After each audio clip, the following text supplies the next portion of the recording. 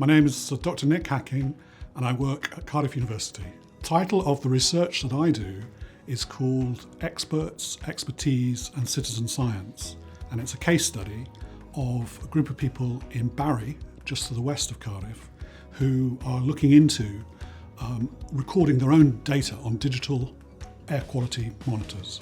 The knowledge exchange that we've had is very much down to co-producing data, working closely with the community to produce the data.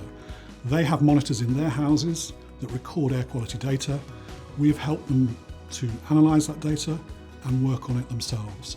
So the benefit that they're going to get is to be able to independently monitor the air quality in their neighbourhood in future. One of the key findings of the research is that you need to expand the definition of citizen science to include more activity that's beyond the actual gathering of the data, but actually the sifting of other people's data, particularly if you're challenging them, challenging their position, and you want to make sure that you know what the basis is of their science versus your science.